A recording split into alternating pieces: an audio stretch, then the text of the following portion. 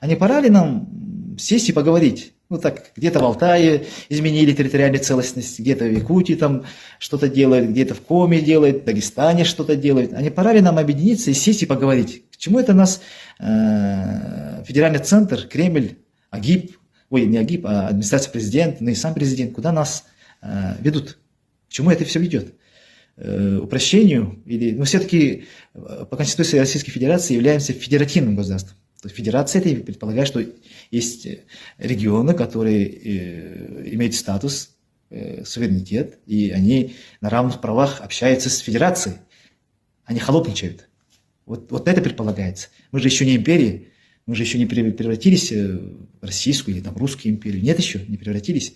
Так что давайте соберемся и спросим у Москвы, ну, что дальше, что вы делаете, куда мы идем.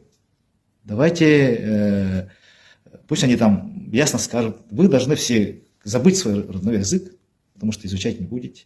У вас никакого там права нет на своей земле, это все Москва решает. Ну и желательно, может быть, вы приедете, там здесь будут работать вахтовики или что, ну, еще непонятно. Нехорошо так поступать, господа москвичи, федералы. Нехорошо. Нельзя так. Вы понимаете, что вы нас обвиняете в сепаратизме, а условия для сепаратного мышления вы создаете сами. Мы живем очень хорошо в своей конституции, в своей земле, в своей республике. А вы шаг за шагом делаете так, чтобы местные жители начали бубнить, ругаться, а потом уже ненавидеть то, что делается сверху, навязывается нам.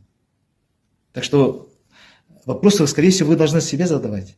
Привет из далекой холодной Якутии, где народ пытается сохранить свою идентичность, свой суверенитет и призывает также не сидеть сложа руки и уже показать гражданскую там, общественную активность и показать, что мы не болото, не быдло. За мной уже машина ездит, люди с капюшонах присматриваются, что же он делает. А я ничего противозаконного ничего не делаю.